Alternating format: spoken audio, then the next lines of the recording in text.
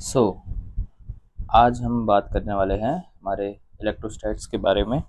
और last class में हमने पीवाईक्यू एनालिसिस और सिलेबस का इंटरकनेक्शन देखा था, और ये वीडियो आप देख सकते हैं। लास्ट वीडियो यही थी, हमारे प्लेलिस्ट पे आपको मिल जाएगी। एंड आज हम फर्स्ट टॉपिक हमारा पढ़ने वाले हैं।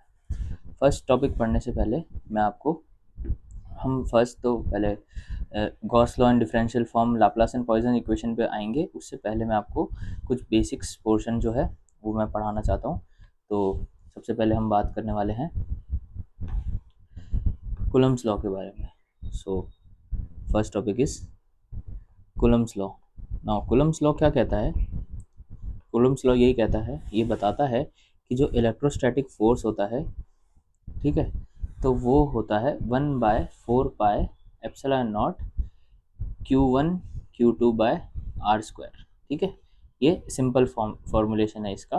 क्या कहते हैं, कूलम्स लॉ का। इसका मतलब क्या है, कोई चार्ज है अगर मान लीजिए Q1, और वो ये बिल्कुल क्लास 12th वाली एक्सप्लेनेशन है। इसके बाद हम थोड़ा इसके आगे प्रोसीड करेंगे। तो Q1 से Q2 का जो डिस्टेंस है वो होएगा हमारे पास में स्मॉल r। और अब ये Q1 भी इसके ऊपर फोर्स लगाएगा और Q2 भी फोर्स लगाएगा, तो जो इन दोनों के बीच में जो फोर्स होगा वो इलेक्ट्रोस्टैटिक फोर्स उसको हम कहते हैं। तो simply Q1 Q2 by R square हो जाता है। अब मान लीजिए अगर Q1 की पोजीशन कोई वेक्टर के फॉर्म में लिखी हुई है R1, और Q2 की पोजीशन है R2, तो इसको हम इस तरीके से भी कुछ रिप्रेजेंट कर सकते हैं। R1 या R2 माइनस R1, इसका मॉड का स्क्वायर भी हम लिख सकते हैं। ठीक है, तो अलग अलग रिप्रेजेंटेशन है। ये बात हो जाती है कूलम्स लॉ के बारे में। ठीक है, अब इसके बाद हमको देखना है कि इलेक्ट्रिक फील्ड क्या होती है।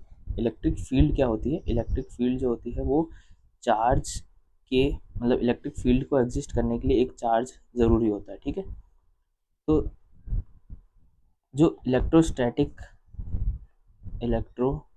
जो इन्फ्लुएंस है,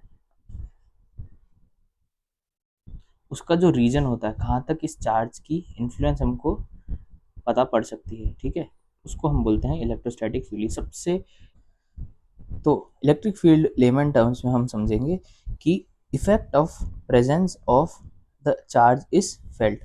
मतलब उस चार्ज की कहाँ कहाँ पे इफेक्ट हमको फील हो रहा है, उस रीजन को हम क्या बोलेंगे, इलेक्ट्रिक फील्ड। जैसे ग्रेविटेशन में हमने बोला था कि ग्रेविटेशनल जो जी है, ये हमको कहाँ कहाँ पर फील होता है, वो ग्रेविटेशनल फील्ड हमने बताई थी। तो सिमिलरली वो चार्ज का जो उसका जो प्रेजेंस है, उसकी वजह से जो इफेक्ट मिल रहा है हमको, मान लीजिए रिपल्शन मिल रहा है, या फिर मान लीजिए अट्रैक्शन मिल रहा है, तो ये जहाँ जहाँ पे फील हो रहा है उसको हम फील्ड बोलेंगे। नेक्स्ट चीज़ है इलेक्ट्रिक फील्ड स्ट्रेंथ। ये बहुत ही छोटी सी चीज़ है। इसका मतलब क्या है कि कोई कैपिटल क्यू चार्ज है, उस कैपिटल क्यू चार्ज की फील्ड है ये। ठीक है, ये हमारे कैपिटल क्यू चार्ज की एक फील्ड है। ठीक है, अब इस फील्ड में हम क्या करेंगे कि हम एक टेस्ट चार्ज, एक्सटर्नल पॉइंट से एक टेस्ट चार्ज लाएंगे, बहुत ही छोटा, वेरी स्मॉल टेस्ट चार्ज हम बाहर से लेकर आएंगे, और इस फील्ड के अंदर, मतलब अंदर ले आएंगे इसको एक्सटर्नल पॉइंट से, इनसाइड द फील्ड हम इसको प्लेस करेंगे। तो जैसे ही इसको अंदर प्लेस करेंगे तो हमको एक फोर्स ऑफ इलेक्ट्रोस्टैटिक फोर्स इसके ऊपर फील होगा। मान लीजिए वो अट्रैक्टिव होगा या रिपल्सिव होगा, हमको वो नहीं देखना, हमको देखना कि एक फोर्स इसके ऊपर अप्लाई होगा। ठीक है, तो इलेक्ट्रिक फील्ड स्ट्रेंथ क्या होती है? तो E is equals to this force upon Q nought. जो हमारा टेस्ट चार्ज है उसको हम डिवाइड करेंगे तो हमको इलेक्ट्रिक फील्ड स्ट्रेंथ मिल जाएगी। नेक्स्ट चीज़ है हमारी इंपॉर्टेंट चीज़ आती है इलेक्ट्रोस्टैटिक पोटेंशियल। अब इलेक्ट्रोस्टैटिक पोटेंशियल भी वैसे ही है ग्रेविटेशनल पोटेंशियल जैसे। अगर हम देखे जाएँ तो ग्रेविटेशनल पोटेंशियल क्या था, इसलिए इलेक्ट्रोस्टैट्स और ग्रेविटेशन को साथ साथ में पढ़ना चाहिए। ग्रेविटेशन क्या था कि जो इलेक्ट्रो ग्रेविटेशन पोटेंशियल था वो भी इसी तरीके से लिखा जाता है कि माइनस ऑफ ग्रेड वी। ठीक है, ये जो हमारी ग्रेविटेशनल फील्ड थी वो इस तरीके से लिखी जाती है। तो सिमिलरली जो इलेक्ट्रिक फील्ड है वो क्या होगी, इलेक्ट्रिक फील्ड होगी negative gradient of a scalar function phi या वी। कुछ बुक्स में इसको फाई बोलते हैं, कुछ बुक में इसको वी बोलते हैं। तो negative gradient of a scalar function phi is called E. मतलब ई क्या है हमारे पास में, ई हमारे पास में होता है माइनस ग्रेड फाई। तो इलेक्ट्रोस्टैटिक पोटेंशियल का जो रिलेशन है वो ये होगा E is equals to minus of grad phi.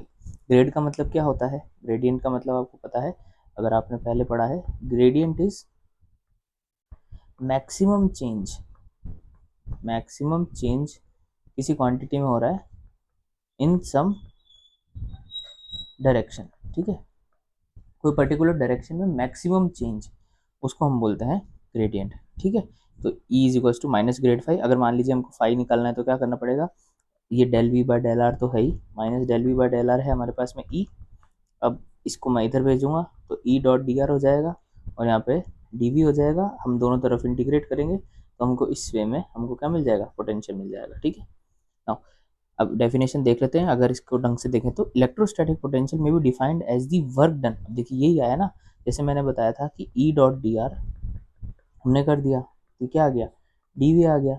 अगर वी, अगर पोटेंशियल देखें कोई सर्टेन लिमिट्स लगा के देखें तो ई डॉट डी आर क्या हो जाएगा हमारे पास में, ई क्या है, एक तरीके से फोर्स ही है, ठीक है, ई क्या है, फोर्स ही है। तो फोर्स और डिस्प्लेसमेंट का रिलेशन क्या होता है, हमको वर्क देगा। तो सेम चीज़ है, इलेक्ट्रोस्टैटिक पोटेंशियल में be defined as work done by external force, work done by external source sorry against the direction of field. अंदर कोई डायरेक्शन है उसमें वर्क डन किया गया बाहर से कोई टेस्ट चार्ज को उसके अंदर लाने में, ठीक है, carrying per unit infinite small, IFS का मतलब infinite small positive test charge from some reference point, कोई बाहर के पॉइंट से कुछ अंदर के पॉइंट में। इसका मतलब क्या है, पोटेंशियल हम कैसे बोलेंगे कि ये Q है, इसकी फील्ड है ये, और ये Q0 है, टेस्ट चार्ज है, सेम चीज़ ऊपर वाली, इसको हम इसके अंदर लाएंगे, ये बाहर का कुछ हम बोलेंगे कुछ एक्सटर्नल सोर्स, यहाँ से हम मान लीजिए यहाँ ले आए, या मान लीजिए इसको एक्सटर्नल बाहर ही रखा, बाहर से बाहर ही रखा, और या फिर इसको हम इनसाइड लिया। तो ये जो हम करते हैं, इस पॉइंट से उठा के, फर्स्ट पॉइंट से उठा के इस पॉइंट पे लाए, मान लीजिए सेकंड पॉइंट यहाँ पे लिया है हम, तो इसमें जो वर्क डन हुआ इसी को हम क्या बोलते हैं, इलेक्ट्रोस्टैटिक पोटेंशियल। आई होप आप समझ पा रहे होंगे। अगली चीज़ इंपॉर्टेंट है डाइवर्जेंस ऑफ ई, ठीक है, ये डायरेक्ट पूछा हुआ है, प्रीवियस ईयर क्वेश्चन में डायरेक्ट पूछा हुआ है कि explain divergence of E and curl of E. तो डाइवर्जेंस का मतलब क्या होता है, देखिए डाइवर्जेंस का मतलब ये होता है कि मान लीजिए कोई फील्ड है, ये एक फील्ड है, ठीक है, कोई क्लोज्ड, मतलब कोई फील्ड मान लेते हैं, क्लोज्ड और अनक्लोज्ड बाद में देखेंगे, ये मान लीजिए फील्ड है, इसमें से जो फील्ड लाइंस निकल रही है, ठीक है, जो इसमें से फील्ड लाइंस निकल रही है, डाइवर्जिंग फील्ड लाइंस निकल रही है, फिजिकल जो ज्योमेट्रिकल मीनिंग जो हम समझते हैं, फिजिकल सिग्निफिकेंस, वो एग्जैक्टली यही है, होती है डाइवर्जेंस की, ठीक है। तो ये जो फील्ड लाइंस डाइवर्ट हो रही है तो ये कितनी बाहर आ रही है, ये जो फील्ड लाइंस बाहर निकल रही है किसी भी जगह से, मान लीजिए कि एक एक हमारे पास में पाइप है और इसमें से बहुत सारा पानी बाहर आ रहा है, ठीक है, पानी बाहर आ रहा है, तो वाटर फ्लो के जरिए भी हम डाइवर्जेंस को समझ सकते हैं, ठीक है, इसको हम बोलते हैं डाइवर्जेंस, ठीक है। अब क्या होता है, देखिए डाइवर्जेंस ऑफ ई इक्वल होता है हमारे पास में सिग्मा बाय एप्सिलॉन नॉट, ये हम प्रूव करने वाले हैं, differential form of Gauss law हम पढ़ेंगे भी, लेकिन फॉर्मूला क्या होता है डाइवर्जेंस, अगर पूछी जाए कि डाइवर्जेंस ऑफ ई क्या होती है, ये होती है सिग्मा बाय एप्सिलॉन नॉट। और अब देखिए कर्ल, कर्ल की बात की, कर्ल का मतलब जैसे आता है तो कर्ल का मतलब होता है रोटेशन, कोई फील्ड कोई वेक्टर कितना रोटेट कर रहा है, ठीक है, सिंपल मीनिंग होता है रोटेशन। कर्ल से हम ये समझते हैं, अगर आपने BSc में पढ़ा होगा तो कर्ल आपने देखा होगा कि इसका ज्योमेट्रिकल मीनिंग क्या होता है। अब डेल क्रॉस ई जो है कि इलेक्ट्रिक फील्ड का जो कर्ल है वो हमको देता है मैक्सवेल लॉ, मैक्सवेल के 4 लॉज हैं, ठीक है, 2 लॉज ई के साथ में है और 2 ही लॉज बी के साथ में है मैग्नेटिक फील्ड के, ठीक है। तो हम देखेंगे काफ़ी अच्छे से जब इलेक्ट्रोडायनेमिक्स हम पढ़ेंगे। अभी यहाँ पे मैं बता देता हूँ कि मैक्सवेल का एक लॉ है del cross E is equals to 0। तो जो कर्ल है ई का वो क्या है, मान लीजिए ये ई है, इसका जो कर्ल है, इसका जो रोटेशन है स्पेस में वो क्या है, वो है 0। इसका मतलब जो ई फील्ड है वो कैसी फील्ड है, वो हमारी इररोटेशनल फील्ड है, कैसी फील्ड है, इररोटेशनल फील्ड है, ठीक है। चलिए अब इतना पढ़ लेते हैं, इसके बाद में अब हम देखेंगे हमारे नोट्स में हमारा जो फर्स्ट टॉपिक है वो हम पढ़ेंगे। फर्स्ट टॉपिक हम यहाँ से शुरू करते हैं, कूलम्स लॉ। आई होप आपने समझ लिया होगा कूलम्स लॉ। अब आप ऐसे जो क्वेश्चंस हैं जो कुछ इस तरीके से पूछ रहे हैं कि यहाँ से एक स्क्वायर है, मैं खुद कराऊंगा ये क्वेश्चन, बट आई होप कि आप ये क्वेश्चंस खुद से ट्राई कर सकते हैं, ठीक है। बहुत ईजी क्वेश्चन है। मान लीजिए यहाँ पे कोई चार्ज पड़ा है 4 कूलम या 3 कूलम का, यहाँ पे -2 कूलम का, -7 कूलम का, तो इनके बीच में हमको क्या इलेक्ट्रोस्टैटिक फोर्स ऑफ अट्रैक्शन निकालना है या फिर हमको एनर्जी निकालनी है, एनर्जी निकालनी है। तो इलेक्ट्रोस्टैटिक एनर्जी निकालनी है। तो आई होप आप ये चीज़ ट्राई कर सकते हैं। बहुत ये 12th की चीज़ें हैं, ठीक है, ये 12th क्लास की चीज़ें हैं। चलिए, now first is Gauss law in differential form. Now relation between Gauss law and differential form क्या बताता है? गॉस लॉ बताता है relation between electric flux from closed surface and charge existing inside the closed surface. ये हमको बताता है Gauss law. मतलब क्या हुआ? इलेक्ट्रिक फ्लक्स, वापस वही चीज़, इलेक्ट्रिक फ्लक्स का मीनिंग होता है number of field lines passing, ठीक है, कितनी फील्ड लाइंस निकल रही हैं उसको हम फ्लक्स बोलते हैं। Entering and passing a surface, ठीक है, तो सरफेस से हमेशा फील्ड लाइन पासिंग होगी। अब फाई इज इक्वल्स टू क्या होता है? Q upon epsilon not. इसका मतलब कि अगर मान लीजिए कि कोई क्लोज सरफेस है जिसको हम गॉसियन सरफेस कहते हैं, तो उसमें से जितना फ्लक्स निकल रहा है, number of field lines entering and leaving the field या लीविंग द सरफेस, ये किसके इक्वल होती है? ये इक्वल होती है उसके अंदर जो चार्ज होता है, कितना चार्ज एनक्लोज्ड है, ठीक है, charge enclosed. This phi is equals to जितना चार्ज है एनक्लोज्ड, क्यू एनक्लोज्ड लिखते हैं हम, उस क्लोज सरफेस के अंदर कितना चार्ज एनक्लोज्ड है, और एप्सिलॉन नॉट टाइम्स 1/एप्सिलॉन naught times the charge enclosed in the surface, ठीक है। तो ये charge inside the Gaussian surface, ये आप ध्यान रखिएगा कि जो सरफेस होती है उसका नेचर क्या होता है? गॉसियन सरफेस, ठीक है। तो ये हमने देखा, ये क्या होता है? Phi is equals to Q by epsilon not, ये हो जाता है हमारे पास में E dot D A, E dot D A, ये सरफेस इंटीग्रल कहते हैं इसको हम, सरफेस इंटीग्रल, ठीक है। तो इसको हम ऐसे भी कह सकते हैं कि the surface integral of electric field is equals to 1/एप्सिलॉन naught the charge enclosed by the surface, Gaussian surface, sorry. अब यहाँ पर देखते हैं, बात आती है, अब इसको हम डिराइव करेंगे। तो डिराइव कैसे करेंगे? देखिए, तीन तरीके की डेंसिटी होती है हमारे पास में। एक होती है हमारे पास में लाइन डेंसिटी, एक होती है हमारे पास में सरफेस डेंसिटी,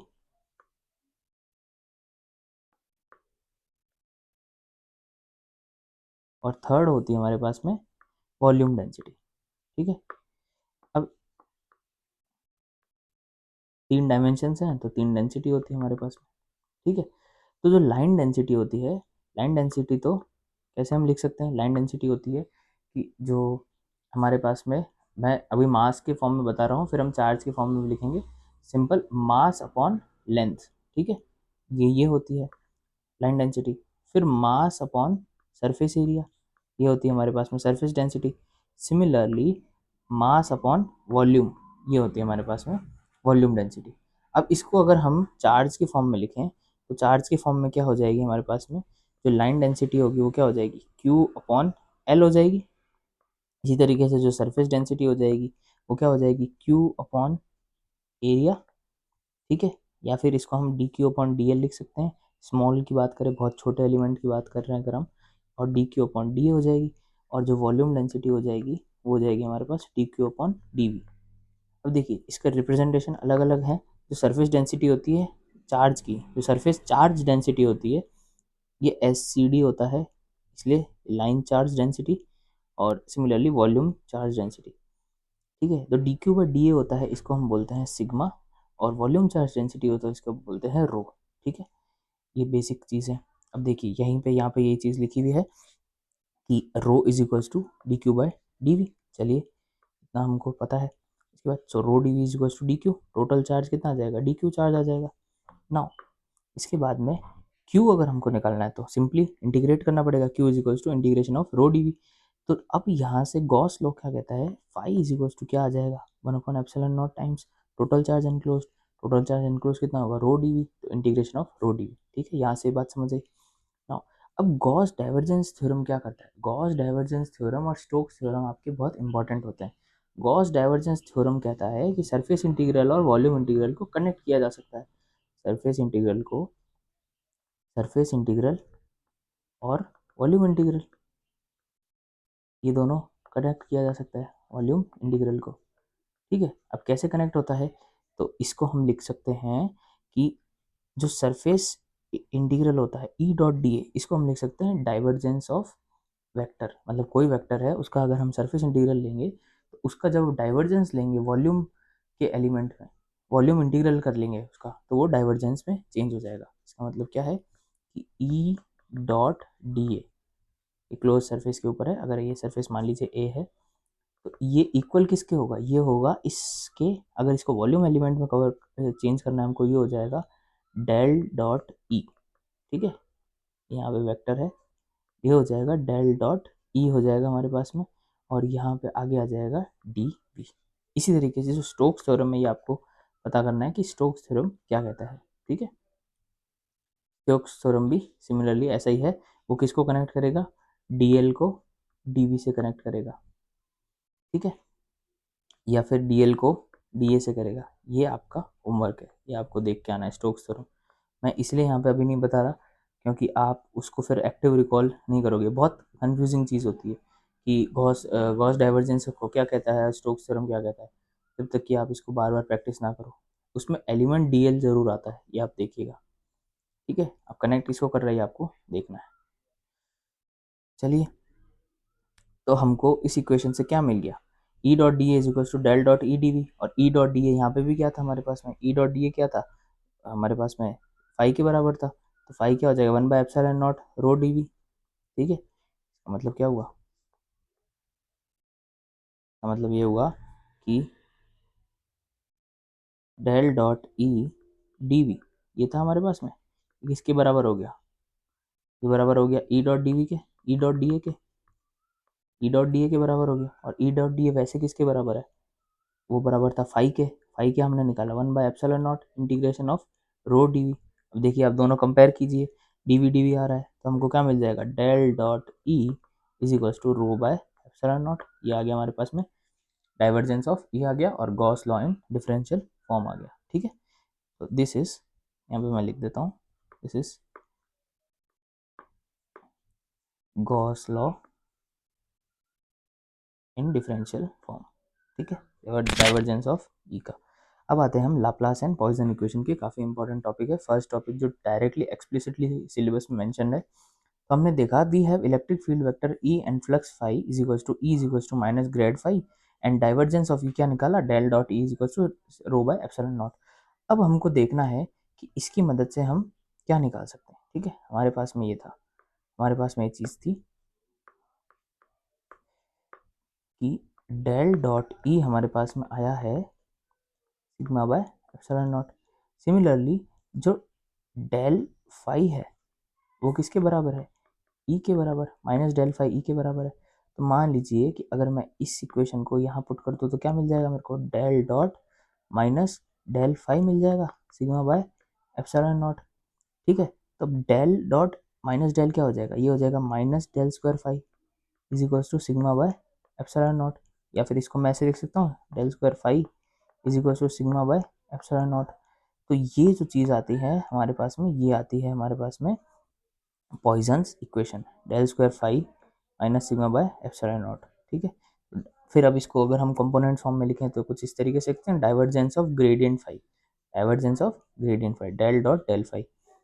तो जो डेल स्क्वायर फाई होता है इसको हम क्या बोलते हैं, डेल स्क्वायर को हम लाप्लाशियन बोलते हैं। अगर आपने ये फर्स्ट ईयर बीएससी की कॉन्सेप्ट्स हैं, फर्स्ट ईयर बीएससी में आता है लाप्लाशियन ऑपरेटर क्या होता है, ठीक है। तो अब ये पता होना चाहिए आपको कि डेल क्या होता है, इसके spherical coordinates, Cartesian coordinates, spherical coordinates और cylindrical coordinates. Similarly del square के आपको पता होने चाहिए, इसी तरीके से आपको कर्ल का पता होना चाहिए, इसी तरीके से आपको ग्रेडियंट पता होना चाहिए, ठीक है। ये कुछ प्री रिक्विजिट्स हैं जो मतलब यूज़ होते हैं, बहुत ज़्यादा हमको डिराइव नहीं करने पर यूज़ होते हैं, ठीक है, इलेक्ट्रोस्टैट्स में, मैग्नेटोस्टैट्स में। तो डेल स्क्वायर फाई किसके बराबर आ गया, minus sigma by epsilon not के। तो ये ऊपर थोड़ा सा क्रॉप हुई हुई है मेरे नोट्स पर, del square phi is equal to, यहाँ पे लिखा हुआ कुछ नहीं है, यहाँ पे लिखा हुआ यही है, del square phi is equal to minus sigma by epsilon naught del square phi, इसको प्लस लिखा हुआ है sigma by epsilon is equal to 0, ठीक है। If the if the enclosed space does not contain any charge, अगर मान लीजिए ये तो आ गई हमारे पास में पॉइजन इक्वेशन, ठीक है, ये वाली इक्वेशन आ गई हमारे पास में पॉइजन इक्वेशन, जिसमें del square phi non zero है। अगर ये चार्ज कंटेन ही नहीं करता, तो मान लीजिए चार्ज कंटेन नहीं करता, तो चार्ज डेंसिटी भी क्या हो जाएगी, जीरो। चार्ज डेंसिटी जीरो हो जाएगी तो क्या हो जाएगा, डेल स्क्वायर फाई किसके बराबर हो जाएगा, जीरो के, ठीक है। तो यहाँ पे मैंने ये दूसरे कोऑर्डिनेट सिस्टम के लिए लिख रखा है, ये आप लिख सकते हैं, आपको ज़रूरत नहीं है याद करने की, बस मैंने बता रखा है। तो डेल स्क्वायर फाई जो जीरो होता है ये किसके बराबर होता है, लाप्लाशियन के। तो लाप्लास इक्वेशन कब लगाएंगे, जब जो क्लोज सरफेस है उसके अंदर चार्ज जो है वो क्या है, जीरो है, ठीक है। तो ये केस में हम लगाएंगे लाप्लास इक्वेशन। अगर मान लीजिए सरफेस पे चार्ज है, इसके लिए हम लगाएंगे लाप्लास इक्वेशन। और अगर चार्ज अंदर नॉन जीरो है, Q is equals to non zero है, तो इसमें हम लगाएंगे हमारी पॉइसन इक्वेशन।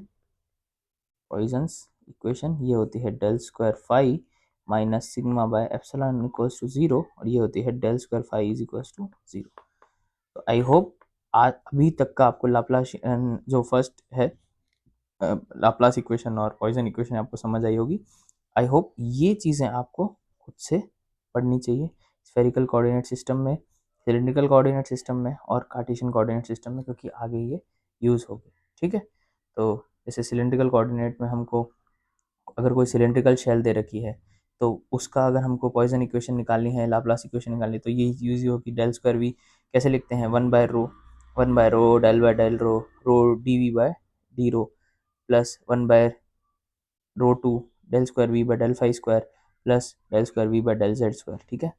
इसी तरीके से रो फाई जेड ये है ना, रो फाई जेड लिख सकते हैं, या फिर इसको आप आर फाई जेड भी लिख सकते हैं, ठीक है। सिलिंड्रिकल कोऑर्डिनेट में आर फाई जेड, इसको कंफ्यूजन होगा अगर रो से, ये आप आर कर लीजिए, R phi Z del R del V by del R one by R square del square V by del phi square plus del square V by del Z square, और spherical coordinate R theta phi होता ही है, ठीक है। तो इसमें यह है del square V is equal to one by R square del by del R square del V by del R plus one by R square sine theta del by del theta sine theta del V by del theta, theta की term, ये R की term और ये phi की term, one by R square sine theta del square by del phi square, ठीक है। अब जो इसके एग्जांपल्स हैं, दो एग्जांपल्स, तीन चार एग्जांपल्स हैं, हम ये करेंगे अच्छे से, ये डिस्कस करेंगे हम अगली क्लास में। तो अगली क्लास में ये चीज़ पूरी हो जाएगी, नेक्स्ट क्लास में हम डाइपोल तक हम कवर कर लेंगे, फिर उससे अगली क्लास में इलेक्ट्रिक डाइपोल हो जाएगा, इलेक्ट्रिक डाइपोल वाला पोर्शन हो जाएगा। और ये जो पीडीएफ में इतना लिख रखा है इंटरेक्शन डाइपोल्स तक, मल्टीपोल एक्सपेंशन जो है वो चीज़ बड़ा टॉपिक है, वो पूरा कवर हो जाएगा। तो ऑलमोस्ट हमारा जो इलेक्ट्रोस्टैट्स है ये पूरा हो जाएगा, ऑलमोस्ट नियरली 3 या 3.5 क्लास में हम इलेक्ट्रोस्टैट्स हमारा पूरा कर लेंगे। जो ये जो मेरे कुछ क्वेश्चंस लिख रखे हैं मैंने यहाँ पे 1 2 3 4 5 6 7 8 9 10 11 12 13 14 एंड 15, ये 15 क्वेश्चंस का जो पोर्शन है ये हमारा पूरा हो जाएगा अगली 2 क्लास में, ठीक है। तो चलिए क्लास एंड करते हैं, thank you so much for joining and पढ़ते रहिए।